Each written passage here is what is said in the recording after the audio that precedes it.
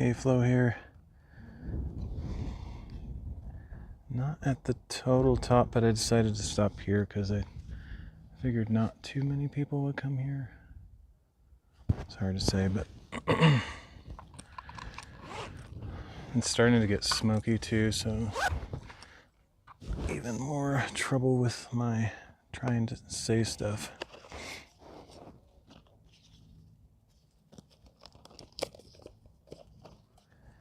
Trying to read, but I'll do my best, chapter at a time, and see how it goes.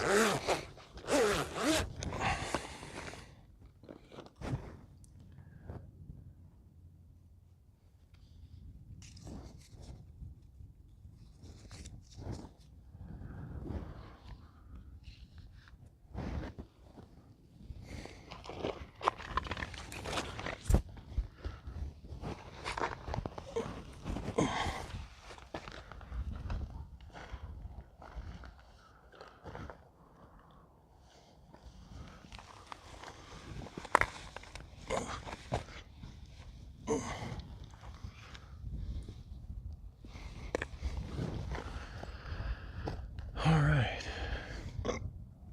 Excuse me.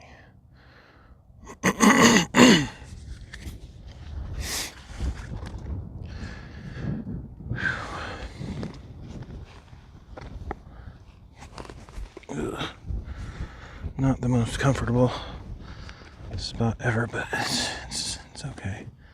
I could get my chair out and stuff, but it's just more work.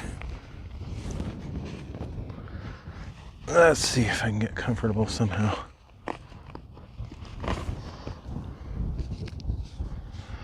That seems okay for the time being.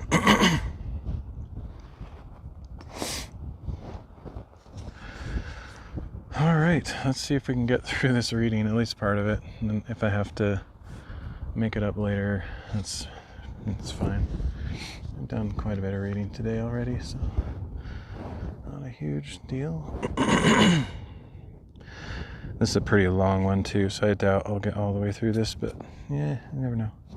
Okay, so it's like 1, 2, 3, 4 long chapters in Exodus. Exodus 12 to 15, 21, and Matthew chapter 9. We'll just see how far I can get before my voice gives out. Ooh, and then there's possible storm coming in too, so I have to really keep an eye on that. Do a chapter and then check the forecast. Because I know it was supposed to have a storm this afternoon. I don't know if it's close or far away still. I see some interesting big clouds coming in, so we'll see. Kind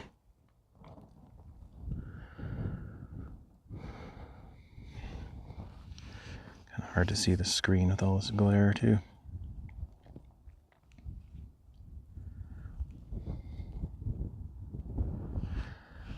Exodus chapter 12. Now the Lord said to Moses and Aaron in the land of Egypt, "This month is the beginning of months for you. It shall be the first month of your year. Tell the whole congregation of Israel that on the 10th day of this month, each man must select a lamb for his family, one per household. If the household is too small for a whole lamb, they are to share with the nearest neighbor based on the number of people, and apportion the lamb accordingly. Your lamb must be an unblemished year-old male, and you may take it from the sheep or the goats. You must keep it until the 14th day of the month, when the whole assembly of the congregation of Israel will slaughter the animals at twilight.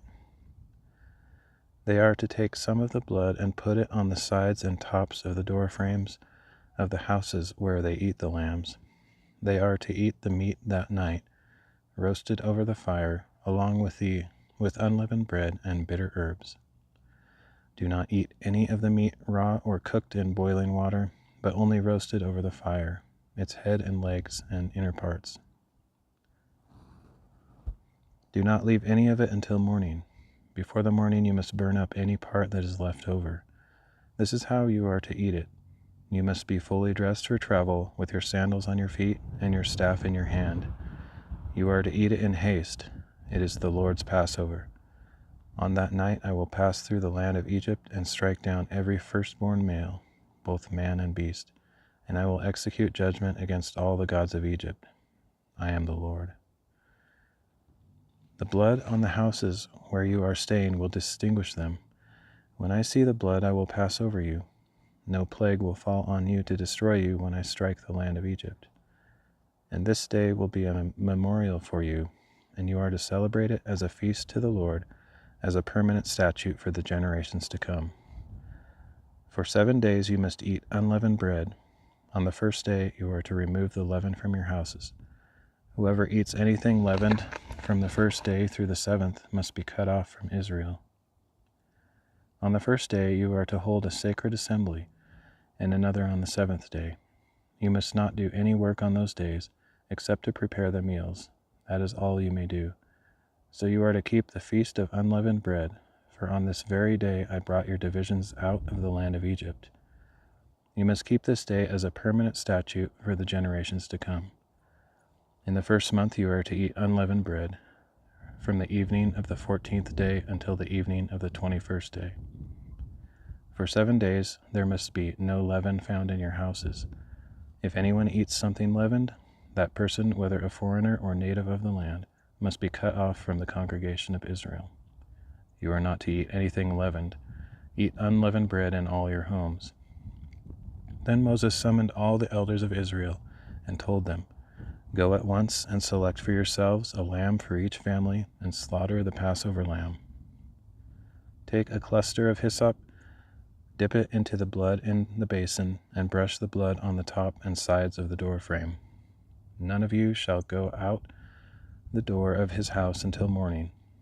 When the Lord passes through to strike down the Egyptians, he will see the blood on the top and sides of the door frame and will pass over that doorway. So he will not allow the destroyer to enter your houses and strike you down.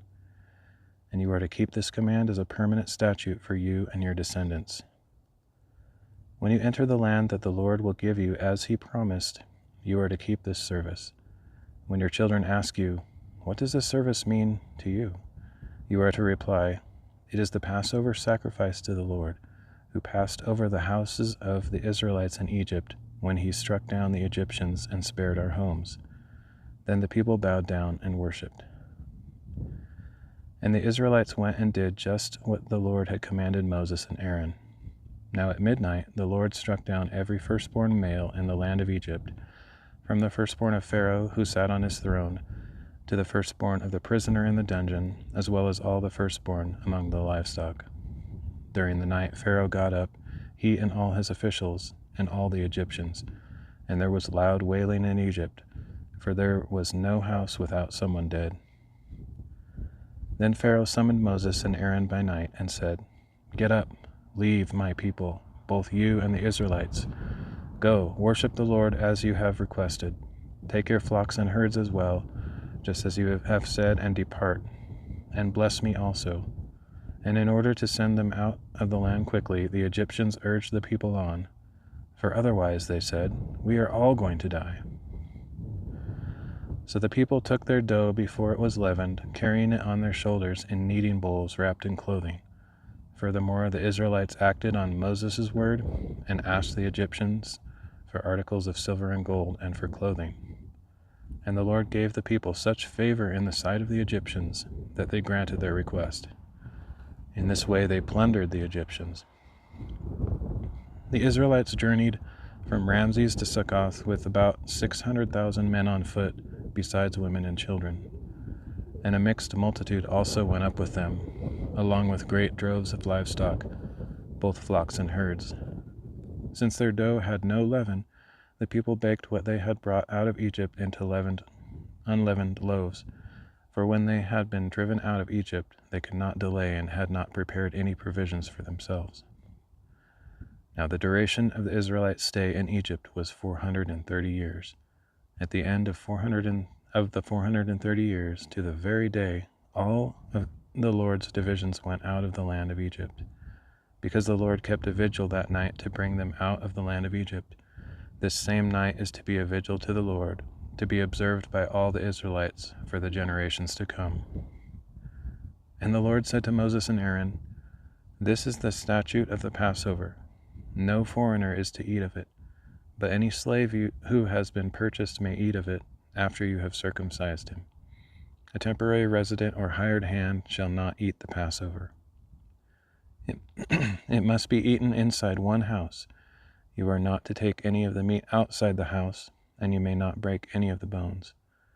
The whole congregation of Israel must celebrate it. If a foreigner resides with you and wants to celebrate the Lord's Passover, all the males in the household must be circumcised. Then he may come near to celebrate it, and he shall be like a native of the land, but no uncircumcised man may eat of it. The same law shall apply to both the native and the foreigner who resides among you. Then all the Israelites did this. They did just as the Lord had commanded Moses and Aaron. And on that very day the Lord brought the Israelites out of the land of Egypt by their divisions.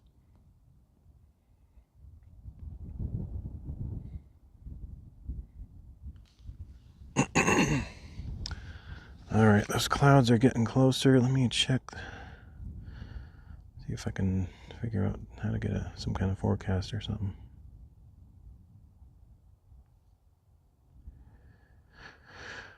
Yeah, I should probably consider that as a significant possibility. It's coming quick, so I need time to get down, and as long as I'm not up here on the top when it comes over, it's fine. I can get a little wet or whatever, so. But yeah, it'd probably be wise to head down. Hey, Overtone Singer, how's it going? Hey?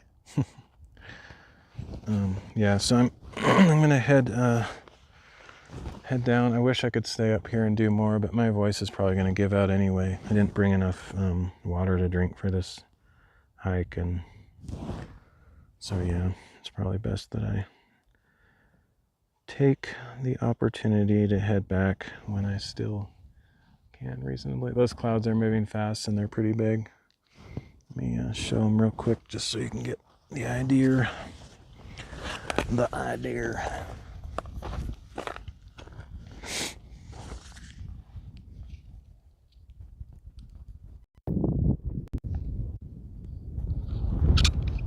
The full picture of where I'm at. I was going to go up to that mountain, but I've been up there before, so it's not a big deal if I don't make it today.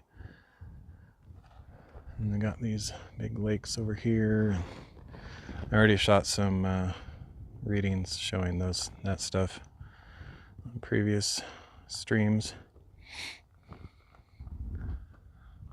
But yeah, over here this way we got a huge cloud coming in that looks like it's going to probably start getting dark, so they're predicting some thunderstorms this afternoon, so I think I will head out just to stay safe. It's unfortunate. I knew it was coming. I was sort of thinking it was later, so I thought I had more time, but it would be wise to head out now while I can. I probably could technically get up to the top over there if I wanted to, but yeah, the clouds are moving pretty fast. Just a few minutes ago, that whole thing was barely coming over the trees, so I'll head out. So this is probably the last reading of the day, unless, we'll see what happens later. If it clears up like at a reasonable time, maybe I could get out again, but probably not. It'd be unlikely. There's like a million butterflies up here or down there, everywhere.